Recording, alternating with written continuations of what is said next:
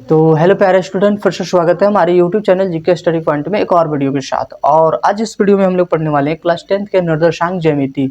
और जैसा कि आपको पता है कि हम पिछले भी वीडियो में हमने निर्देशांक ज्यामिति में ही पढ़ा था, लेकिन उसमें पढ़े थे विभाजन सूत्र और मध्य बिंदु के नियामक पर आधारित जितने भी प्रश्न आपके क्वेश्चन बैंक 2026 के अंदर दिया गया था, उनके सारे का सोल्यूशन हमने पिछले वीडियो में सीखा था।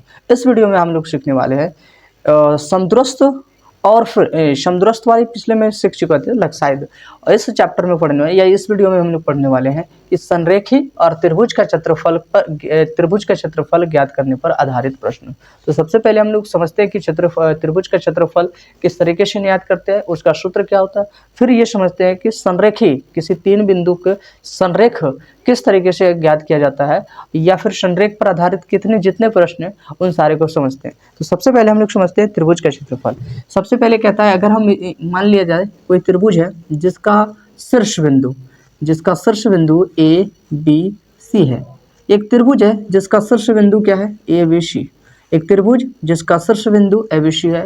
यदि ए का निर्देशांक x1 और y1 हो, बी का निर्देशांक x2 और y2 हो, और सी का निर्देशांक x3 और y3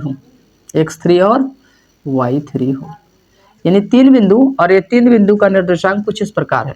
तो चलिए सबसे पहले एक और बातें हम थोड़ी सी डिस्कस कर देते हैं। तो इसका केंद्र बिंदु जी होती है, इसकी केंद्र बिंदु जी। और सपोज करिए कि केंद्र का नियामक x और y हो, इसका केंद्र का नियामक क्या हो, x और y। तो फिर कहता है केंद्रक ज्ञात करने का सूत्र क्या होता है। अगर हम त्रिभुज एबीसी का इस तरीके से नियामक, त्रिभुज के शीर्ष का नियामक इस तरीके से हो और केंद्रक का नियामक आपको ज्ञात करना हो, तो हम ये कह सकते हैं त्रिभुज के केंद्रक का नियामक का सूत्र क्या होता है। केंद्रक का नियामक और केंद्रक का नियामक को आपको बताया गया है कि क्या होता है, जी। तो जी एक्स और वाई बराबर अगर हम निकालना चाहें तो कहता है इसका फॉर्मूला कि x1 y1 x1 x2 y2 x3, और ये तीनों को 3 से भाग लगा देते हैं जोड़ के। फिर y1 y2 y3 को जोड़कर इसको 3 से डिवाइड करते हैं। ये त्रिभुज के केंद्रक का नियामक ज्ञात करने पर ज्ञात हो जाता है। इस तरीके से आप त्रिभुज के केंद्र का नियामक ज्ञात कर सकते हैं। कहता है यदि त्रिभुज के तीन शीर्ष बिंदु x1 y1 x2 y2 x3 और y3 हो, तो त्रिभुज के केंद्रक का सूत्र होता है x1 + x2 + x3 बटे में 3 से भाग लगा दे, फिर y1 y2 y3 और फिर इसको 3 से डिवाइड करें, तो x और y का निर्देशांक यानी त्रिभुज के केंद्र का नियामक आसानी से आप ज्ञात कर सकते हैं। तो इस तरीके से त्रिभुज का केंद्र का नियामक या केंद्रक का नियामक आप ज्ञात कर सकते हैं। फॉर्मूला कहता है x1 + x2 + x3 और उसको 3 से भाग लगाते, यानी x1 x2 x3 को 3 से भाग लगाएं तो x का यानी केंद्रक का नियामक में x का मान निकलता है। फिर y1 y2 y3 को जोड़ के 3 से भाग लगाते हैं तो केंद्रक में y का नियामक निकल जाता है। और इस तरीके से केंद्रक का नियामक आप आसानी से ज्ञात कर सकते हैं। त्रिभुज का क्षेत्रफल क्या होता है, त्रिभुज यानी तीनों त्रिभुज ए बी सी का क्षेत्रफल क्या होता है।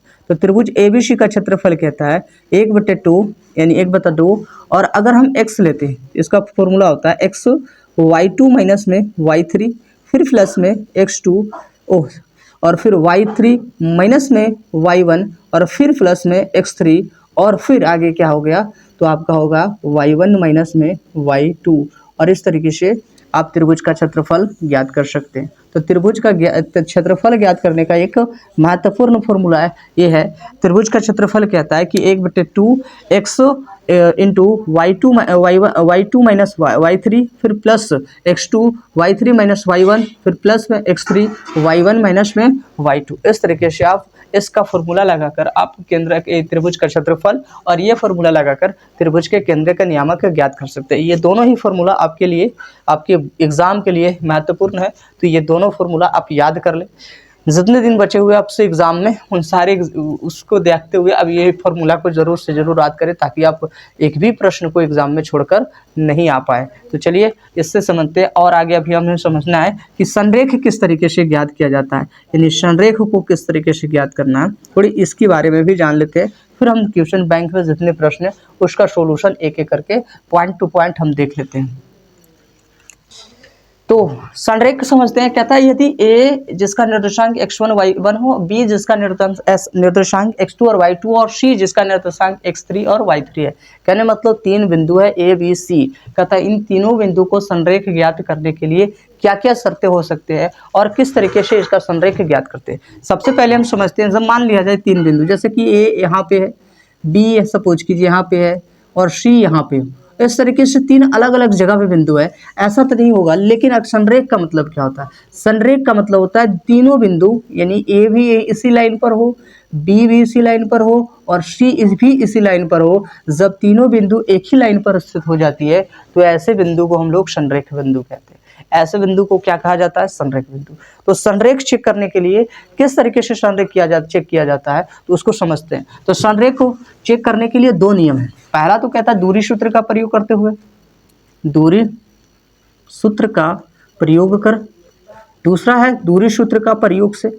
आपके एग्जाम में सीधा सीधा सवाल पूछता है कि दूरी सूत्र का प्रयोग करते हुए तीनों बिंदु को संरेख ज्ञात कीजिए, या तीनों बिंदु का संरेख ज्ञात कीजिए कि क्या तीनों बिंदु संरेख है या नहीं है। अगर संरेख दूरी सूत्र का प्रयोग करते हुए कहेगा तो सबसे पहले हम ए से लेके बी की दूरी यानी ए बी की दूरी और फिर बी सी की दूरी और फिर ए सी की दूरी हम ज्ञात करेंगे, यानी बारी बारी से तीनों का दूरी ज्ञात कर लेंगे।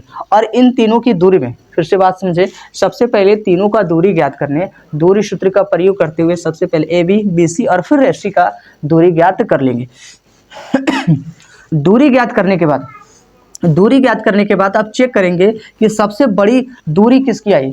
अगर सपोज कर ले कि सबसे बड़ी दूरी एसी की आई है तो एसी बराबर इन दोनों शेष दोनों की दूरी का योगफल के बराबर यदि आता है तो फिर कहेंगे कि तीनों बिंदु क्या है? संरेख है। तीनों बिंदु क्या है? संरेख है। मेरे कहने का मतलब है कि सबसे पहले तीनों बिंदु को संरेख ज्ञात करने के लिए दूरी सूत्र का प्रयोग करते हुए सबसे पहले इस तरीके से आप दूरी निकाल लेंगे, तीनों बिंदु को अलग अलग करके, दो दो बिंदु को एक साथ करके। इनमें से फिर हम देखेंगे जो सबसे बड़ी मात्रा आया है, सबसे दूरी जिसकी सबसे ज़्यादा दूरी आई है उसको और शेष दोनों का योगफल को मिलाकर अगर बराबर हो जाता है तो कह सकते हैं ये तीनों बिंदु आपस में क्या है? संरेख है।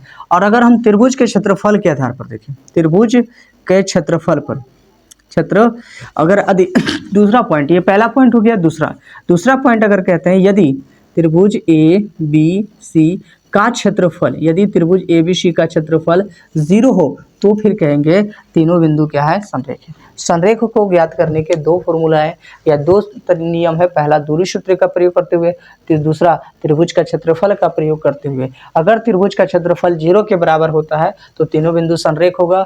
और दूरी सूत्र में क्या करना है कि दोनों, जैसे ए से बी की दूरी, फिर बी से सी की दूरी और फिर ए से सी की दूरी ज्ञात कर लेंगे। इनमें से सबसे ज़्यादा जिसकी दूरी सबसे ज़्यादा होगा उसको दूरी, और जो छोटे छोटे दूरी होंगे जिस दोनों का कम होंगे उन दोनों के योगफल अगर बड़े वाले भुजा के योगफल के बराबर हो जाता है तो हम कहेंगे तीनों बिंदु क्या है? संरेख है। थोड़ी कम बेशी मिस्टेक होती है। चलिए आगे देख लेते हैं। इस पर जितने भी रिलेटेड प्रश्न हैं उन सारे प्रश्नों को शुरू से लेकर अंत तक कर लेते हैं। तो आज का पहला सवाल हम लोग देखते हैं कि पहला सवाल क्या कहता है।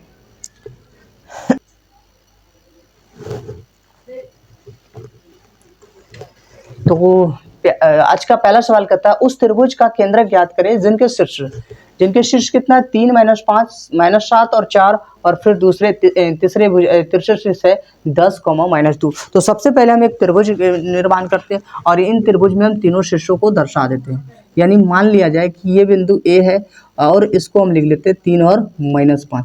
दूसरा कितना है? बी, और जो -7 और 4 है। तीसरा कितना है? सी, जो कितना है? 10 और -2 है। 10 और क्या है? -2। ये तीनों बिंदु है। अगर आपको मानना होगा तो आप कह सकते हैं कि केंद्रक जी है। तो आप ये कह सकते हैं सॉल्यूशन लिखते समय कि माना त्रिभुज के शीर्ष बिंदु जो है, शीर्ष बिंदु कौन कौन सा है?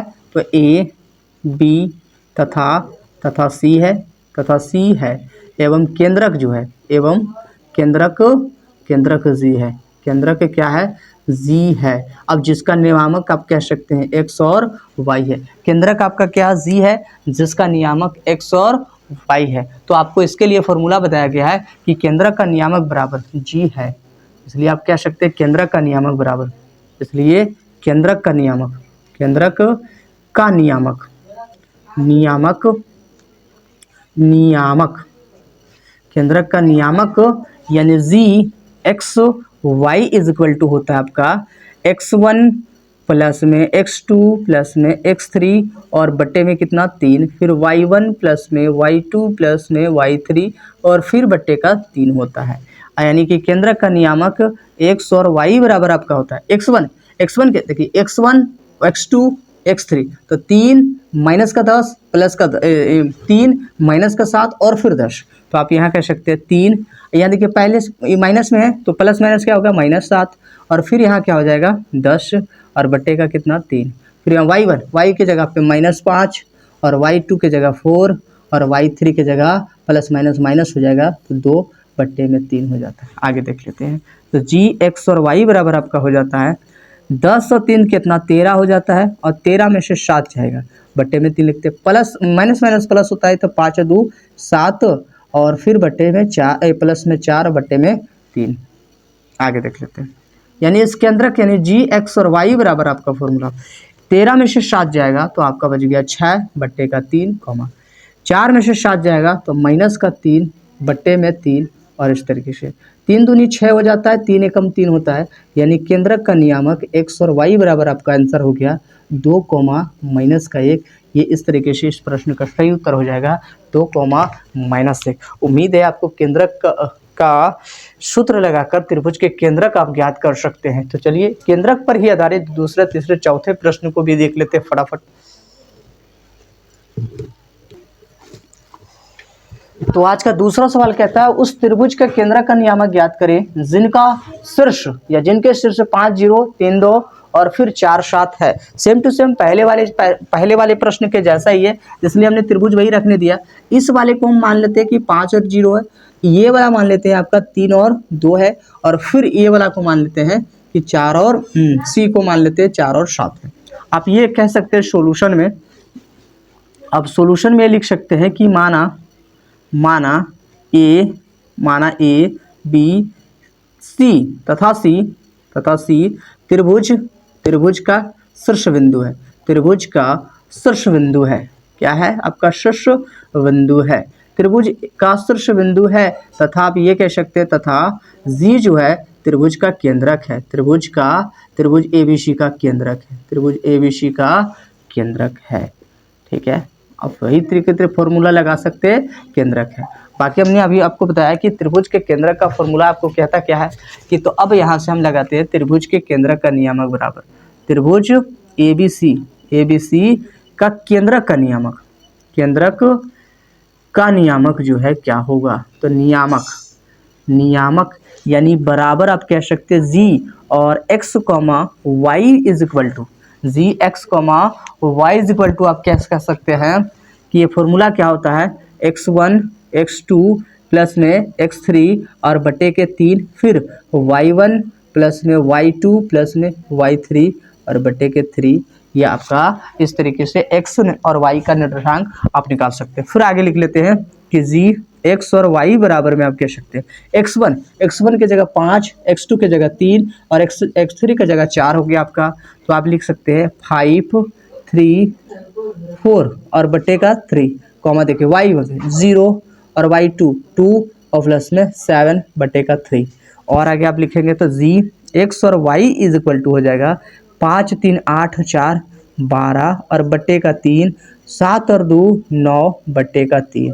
आप 3 से 4 बार में 12 जाता है, 3 से 3 बार में 9, यानी आप फाइनली कह सकते हैं त्रिभुज के केंद्रक का नियामक आपका आ गया 4, 3। इस तरीके से आप त्रिभुज के केंद्रक का नियामक ज्ञात कर सकते हैं। उम्मीद है ये दूसरे प्रश्न आपको अच्छे से समझ में आया होगा। इसी तरीके से एक और प्रश्न बनाते हैं ताकि आप केंद्रक के नियामक ज्ञात आसानी से सीख जाए और कभी गलती ना करें।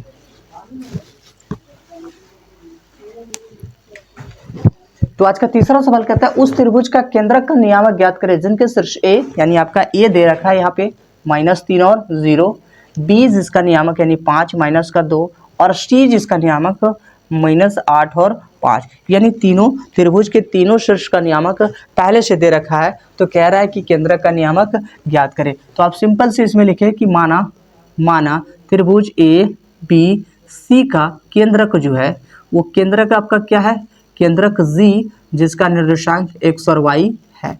अब आगे लगाएंगे त्रिभुज ABC का केंद्रक बराबर ABC का केंद्रक का नियामक, केंद्रक का नियामक जो है वो क्या होगा। तो त्रिभुज ABC का केंद्रक का नियामक यानी जी x और y इज इक्वल टू आपका क्या कह सकते हैं, x और y इज इक्वल टू आपने फॉर्मूला जाना है कि x1 प्लस में x2 प्लस में x3 और इसे 3 से भाग लगाएं, फिर y1 प्लस में y2 प्लस में y3 और फिर इसको 3 से भाग लगाएं। इस तरीके से केंद्रक का नियामक आप ज्ञात कर सकते हैं। तो चलिए और आगे लिखते हैं, तो इसमें लिखते हैं जी x और y बराबर में, चलिए x1 की जगह कितना है माइनस का 3 और प्लस का 5 हो जाएगा, फिर x3 माइनस का 8 है तो प्लस माइनस का 8 बटे में 3 कॉमा देते हैं, y1 की जगह 0, y2 की जगह प्लस माइनस हो जाएगा यानी -2 हो गया और फिर यहाँ पे हो जाता है 5 और बटे में 3। और आगे आपको देख लेते हैं, तो x और y बराबर हो जाता है आपका प्लस यानी 8 और 5 13, तो ये हो गया माइनस का 13 और प्लस का 5 बटे का 3 और फिर यहाँ प्लस माइनस 5 में से 2 गया तो 3 बच गया बटे का 3। आप कह सकते हैं जी x और y बराबर आप फिर लिखते हैं तो ये हो जाता है 8 5 13 सॉरी 8 और 3 कितना होगा 11, ये माइनस का 11 में से जाएगा 5 तो बच जाएगा माइनस का 6 बटे का 3 और ये 3 से एक बार में जाएगा यानी 1। फिर और आगे करते हैं तो ये 2 बार में जा रहा है, तो केंद्रक का नियामक आपका हो गया माइनस का 2 और फिर 1। ये इस प्रश्न का सही उत्तर होगा, यानी इस त्रिभुज का केंद्रक का नियामक कितना आया -2 और 1। उम्मीद है केंद्रक के नियामक से जितने प्रश्न हैं वो आप एग्जाम में करके आएंगे। तो चलिए आज के चौथे सवाल देखा जाए। तो अभी तक जितने प्रश्न हमने 3 प्रश्न पढ़े वो तीनों प्रश्न में हमने देखा कि किस तरीके से त्रिभुज के केंद्र का नियामक ज्ञात किया जाता है। इस प्रश्न में आप पढ़ेंगे कि तीसरे शीर्ष ज्ञात करना है। कहता है किसी त्रिभुज के 2 शीर्ष, एक है 3 - 5, दूसरा है -7 और 4। यदि केंद्रक का नियामक, इस प्रश्न के अंतर्गत केंद्रक का नियामक पहले से दे रखा है और आपको पूछ रहा है कि तीसरे शीर्ष का लंबाई या तीसरे शीर्ष का नियामक क्या होगा। तो सबसे पहले हम फिगर बना लेते हैं और फिगर में ये बातें लिख देते हैं कि ये ए बिंदु है और ये बी बिंदु है और ये सी बिंदु है। ए बिंदु आपका दे रखा है 3 और -5, बी बिंदु आपका दे रखा है -7 और 4 और सी बिंदु को हम मान लेते हैं कि x3 और y3 है। साथ ही साथ आपका केंद्रक यानी जी का नियामक दे रखा है, जी का नियामक आपका कितना है तो 2 और -1। जो दे रखा था हमने लिखा कि ये सारे नियामक दे रखा है। हम मान लेते हैं अलग से कि त्रिभुज का तीसरा शीर्ष जो है x3 और y3 है। तो हम सॉल्यूशन में लिखते हैं यहाँ पर कि सॉल्यूशन में कि माना है ना त्रिभुज माना ABC त्रिभुज के 3 शीर्ष, त्रिभुज के 3 शीर्ष, 3 क्या है शीर्ष है ना, तथा C का नियामक जो है आपका C का नियामक आपका कितना है तो x3 और y3 है। ये हमने प्रश्न के अंतर्गत मान लिया कि त्रिभुज के 3 शीर्ष, जिसमें 2 शीर्ष पहले से दे रखा था, तीसरे शीर्ष का नियामक आप ये भी कह सकते हैं तथा तीसरे शीर्ष का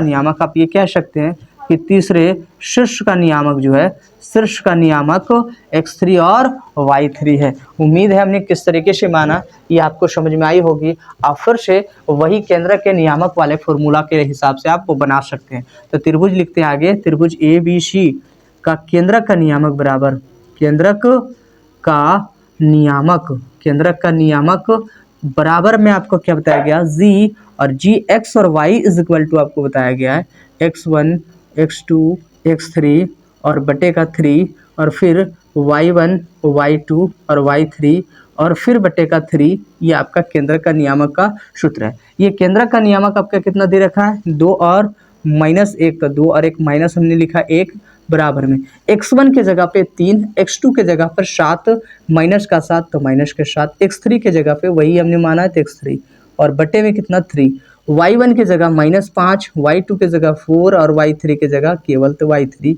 और बट्टे में 3 आप लिख सकते हैं।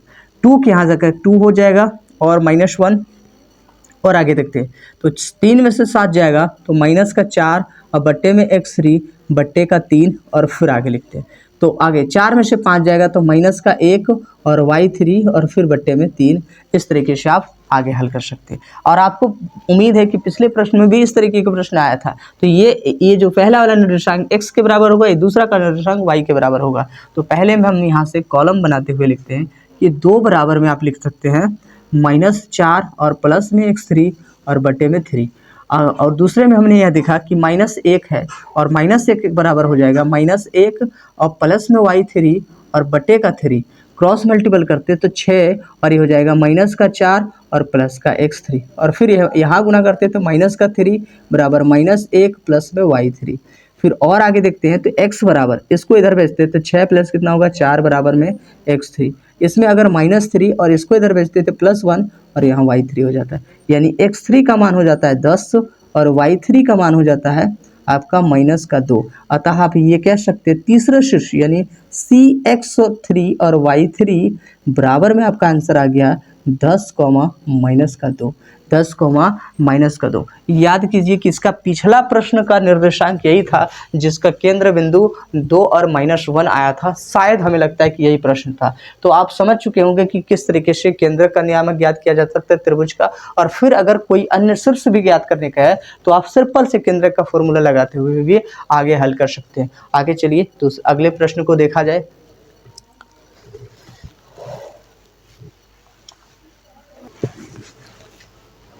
तो आज का 5वां सवाल कहता है कि दूरी सूत्र का प्रयोग करते हुए दिखाए कि तीनों बिंदु 1, 5 और 2, 4 और फिर 3, 3 क्या है आपस में संरेख। आपको संरेख में बताया गया था कि 2 नियम का पालन करते हैं।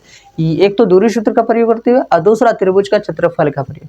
अगर त्रिभुज का क्षेत्रफल 0 हो जाता है तो फिर इसका ये तीनों बिंदु आपस में क्या होगा, संरेख हो। सबसे पहले मान लेते हैं, माना सोल्यूशन में लिखते हैं, माना नाम बस इसका कर देते हैं ए और ए का बिंदु दे देते हैं 1, 5 कॉमा वी का देते हैं 2, 4 तथा सी 3 बिंदुएं हैं। 3 बिंदुएं हैं। हमने तीनों बिंदु को हमने नामकरण कर दिया कि ए बी सी क्या है, तीनों बिंदु है। और अगर हम आपको बताया है कि अगर ये तीनों बिंदु संरेख होगा, इसके लिए सबसे पहले हम ए से बी की दूरी, फिर बी से सी की दूरी, फिर ए से सी की दूरी ज्ञात करते हैं। ये तीनों की दूरी हम ज्ञात कर लेते हैं। तो दूरी सूत्र से आप लिखेंगे कि दूरी सूत्र से सबसे पहले लिखते हैं ए बी की दूरी, यानी ए से बी की दूरी में आपको बताया गया है कि अंडर रूट होता है x2 माइनस में x1 का होल स्क्वायर प्लस में फिर y2 माइनस में y1 का होल स्क्वायर। जो पहले वाली रहती है, जो पहले वाला बिंदु होता है उसको x1 y1 कहते हैं और दूसरे वाले जो बिंदु होता है उसको x2 और y2 कहते हैं। तो इस वाला निर्देशांक अगर देखें तो ये x है और ये क्या है, दूसरे बिंदु b है तो b ये 2 हो जाएगा।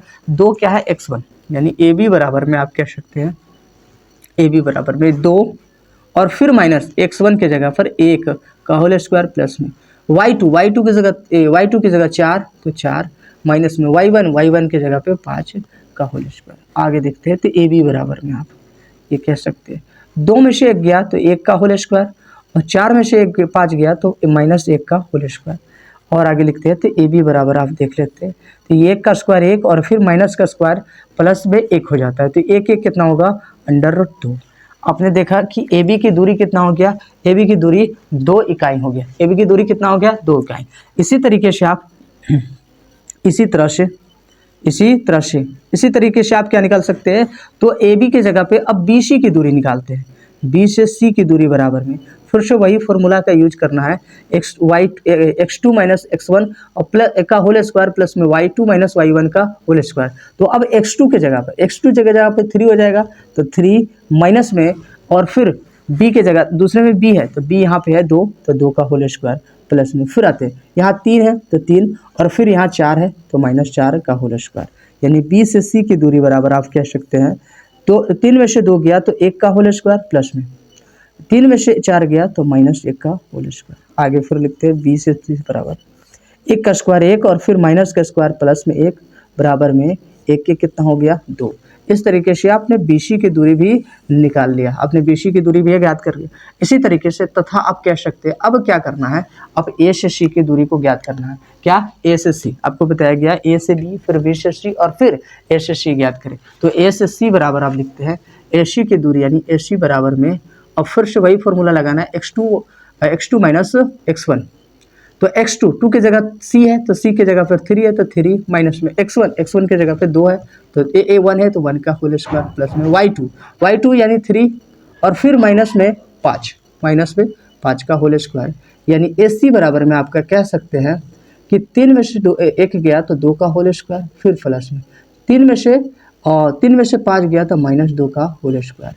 और आगे लिखते हैं तो AC बराबर आप कह सकते हैं 2 का स्क्वायर 4 माइनस का स्क्वायर प्लस और फिर 2 का स्क्वायर 4 आपका कितना होता है 8 और 8 को आप कहते हैं 2√2 यानी 2√2। आप कह सकते हैं इसकी दूरी, इसकी लंबाई हुआ 2, इसकी लंबाई भी 2 और इसकी लंबाई 2√2 यानी सबसे बड़ी भुजा कौन हुआ? SC। सबसे बड़ी भुजा कौन हुआ? SC। तो आप ये कह सकते हैं चूंकि हमने देखा यहाँ पर कि SC जो है ये दोनों के जोड़ने पर जितना बराबर है आप कह सकते हैं AB और प्लस में BC के बराबर है यानी 2√2 जो है ये बराबर है √2 और फिर प्लस √2 को। अतः आप ये कह सकते हैं, अतः तीनों बिंदु क्या है? तीनों बिंदु संरेख है। तीनों बिंदु क्या है? संरेख है। तीनों बिंदु कैसा हो गया आपका? संरेख है।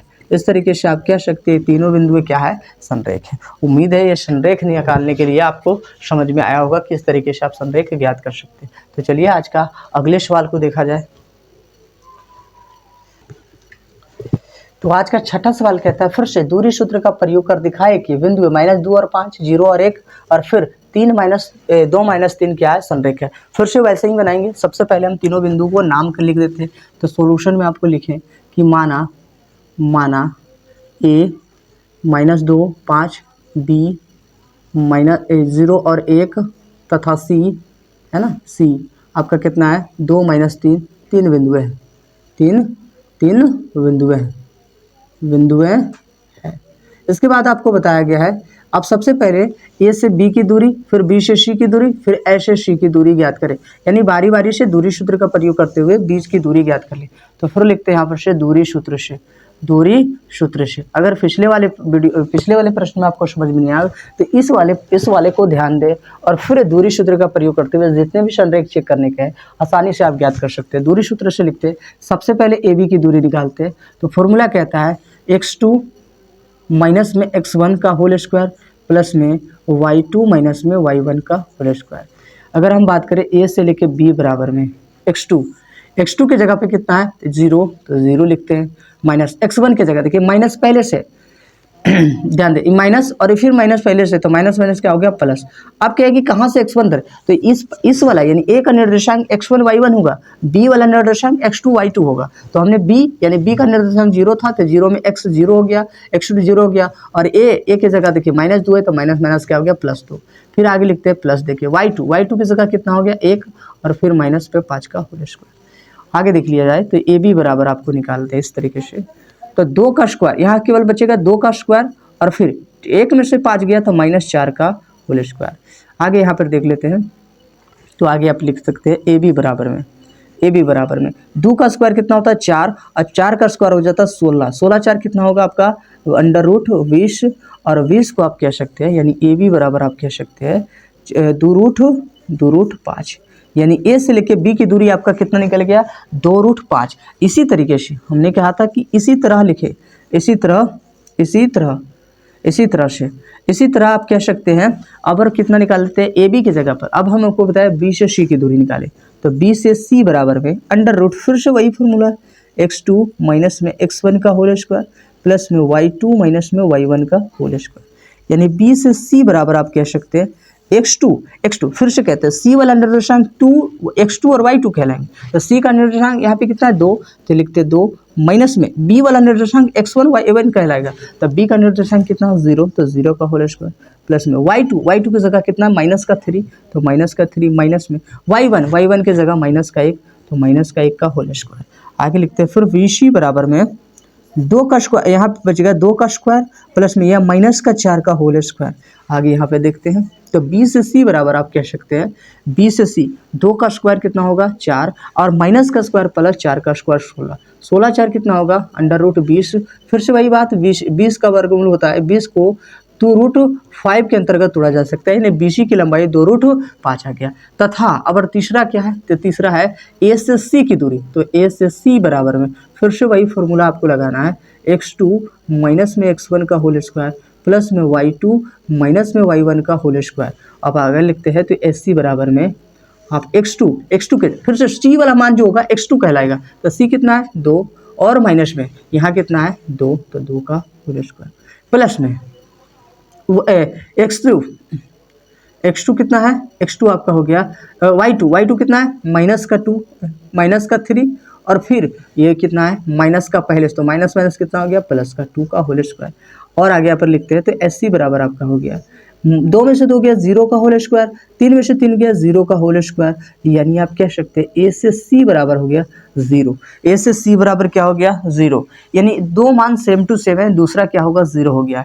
तो ये तीनों बिंदु भी संरेख होंगे या नहीं होगा, यानी हम ये कह सकते हैं दोनों में से, यानी ए बी और बी सी में किसी को एक बड़े मान सकते हैं। तो आप ये कह सकते हैं ए बी बराबर है कौन बी सी, और प्लस में कौन ए सी के। चूँकि देखिए, चूँकि यहाँ पे कितना है 2√5 बराबर में ये भी 2√5, और अगर इसमें 0 जोड़ते हैं तो वापस ये दोनों आपस में क्या होंगे बराबर होंगे। आप ये भी कह सकते हैं कि ये तीनों बिंदु क्या है संरेख है। अतः आप ये कह सकते हैं तीनों बिंदु क्या है, तीनों बिंदु संरेख है, तीनों बिंदु क्या है संरेख है, संरेख है। ये बात अगर आपको समझ में नहीं आएगा कि 0 को कैसे हम 0 बराबर करके संरेख कह सकते हैं, तो बिल्कुल कह सकते हैं, क्योंकि 0 को √2√5 में जोड़ते हैं तो वापस से 2√5 आता है, यानी दोनों को जोड़ने के बराबर इतना ही आ रहा है, तो आप कह सकते हैं तीनों बिंदु क्या है संरेख। चूंकि हमको बताया गया है कि जो बड़ी भुजा है बाकी से दोनों भुजाओं को जोड़कर अगर उसके बराबर आता है तो संरेख है। तो हमने देखा कि 2√5 में 0 जोड़ते तो वापस से 2√5 आता है, इसका मतलब तीनों बिंदु आपस में क्या है, ये तीनों की लंबाई आपस में बड़े वाले जो बराबर है दूसरे दोनों को जोड़ने पर आ रहा है, इसलिए हम कह सकते हैं तीनों बिंदु क्या है संरेख है। इसी तरीके से एक और प्रश्न को देखिए और समझने का प्रयास करें अच्छे से कि किस तरीके से संरेख ज्ञात किया जा सकता है।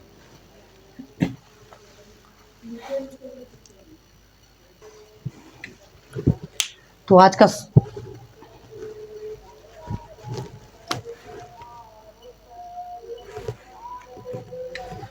का 7वां प्रश्न भी वैसा ही है, कहता है दूरी सूत्र का प्रयोग करते हुए दिखाएं कि बिंदु 4 3 5 1 और फिर 1 9 क्या संरेख है। इसलिए हमने सब कुछ वही रहने दिया क्योंकि पिछले प्रश्न की तरह ये भी प्रश्न बनने वाला है। तो सबसे पहले हम आपको क्या बताएं कि तीनों बिंदु का नाम लिख देते हैं। तो माना ए का निर्देशांक आपका हो गया 4 3, बी का निर्देशांक हो गया 5 1 और सी का निर्देशांक हो गया आपका 1 और 9, 3 बिंदुएं हैं। और फिर से वही आपको बताया गया कि दूरी सूत्र से सबसे पहले ए से बी की दूरी ज्ञात करते हैं। x2 के जगह पे आपका कितना हो गया, x2 के जगह ये हो गया 5, तो 5 - 4 का होल स्क्वायर प्लस y2 की जगह पर 1 और 1 - 3 का होल स्क्वायर। आगे देख लेते हैं तो 1 यहाँ बच जाएगा 1 का होल स्क्वायर, यहाँ बचता है -2 का होल स्क्वायर। अगर और आगे देखते हैं तो 1 का स्क्वायर 1 और -2 का स्क्वायर 4, 4 और 1 5 √5, यानी ए बी की दूरी कितना हो गया √5। इसी तरीके से बी से सी निकालते हैं। तो बी से सी में अगर इसको देखते हैं ये हो गया आपका हो गया x2 की जगह आपका हो गया 1, तो 1 का, और फिर y2 की जगह हो गया x1 की जगह पर हो गया 5, तो 5 का होल स्क्वायर प्लस में y2 की जगह 9 माइनस में 1 का होल स्क्वायर। अच्छा यहाँ बच गया आपका कितना, 5 में से 1 गया, 1 में से 5 गया तो -4 का होल स्क्वायर प्लस 9 में से 1 गया तो 8 का होल स्क्वायर, माइनस का स्क्वायर प्लस, यानी आप ये कह सकते हैं 4 का स्क्वायर कितना हो गया 16 और फिर 8 का स्क्वायर कितना हो गया 64। इन सारे को जोड़ देते हैं तो हो जाता है आपका 64 6 6 4 10 80, 6 4 10 और 7 1 80। 80 को कहते हैं 16 5 80, ये 16 का वर्गमूल 4 और फिर 5, यानी 4√5। BC की लंबाई कितना हो गया 4√5। ठीक इसी प्रकार से आप AC ज्ञात करते हैं। तो AC बराबर क्या होता है x2 के जगह पर 1 हो गया और फिर x1 के जगह पे यहाँ -4 का होल स्क्वायर प्लस में y2 की जगह 9 माइनस में आप कह सकते हैं 3 का होल स्क्वायर। चलिए और आगे देखते हैं। तो AC बराबर में यहाँ पर बच गया आपका माइनस में 3 का होल स्क्वायर, यहाँ बच गया 6 का होल स्क्वायर, यानी AC बराबर आपका हो गया 3 के स्क्वायर को 9 कहते हैं, माइनस का स्क्वायर प्लस और 6 के स्क्वायर को 36 कहते हैं। और आगे इस तरीके से 36 9 कितना हो जाता है 45 यानी 45, यानी ए से सी की लंबाई आप कह सकते हैं 9 पचे 45 यानी 3 रूट कितना हो गया 5, 3 रूट 5, ये 3 रूट 5, ये 4 रूट 5 और ये 5 रूट 5, यानी सबसे बड़ी भुजा कौन है BC। तो सबसे बड़ी भुजा को लेते हैं BC और चेक करते हैं दोनों भुजा के जोड़ने पर जोड़ने का बराबर आता है कि नहीं। तो जोड़ने का यानी कि AB और प्लस में AC, यानी इसका मान कितना है 4 रूट 5 और प्लस में बराबर लिखते हैं यहाँ रूट 5 और प्लस में 3 रूट 5। हम यहाँ देख पाते हैं कि रूट 5 और 3 रूट 5 और रूट 5 को हम कह सकते हैं 4 रूट 5 और ये बराबर है 4 रूट 5, अतः कह सकते हैं, अतः तीनों बिंदु क्या है, तीनों बिंदु संरेख है। तीनों बिंदु क्या है, तीनों बिंदु संरेख है, संरेख है। यदि बराबर नहीं आता तो आप ये कहते हैं कि संरेख नहीं है। उम्मीद है कि संरेख और त्रिभुज के नियामक को ज्ञात करने के लिए आप समझ चुके होंगे। इस तरीके से आज का ये लास्ट प्रश्न था। मिलते हैं नेक्स्ट वीडियो में, तब तक के लिए धन्यवाद।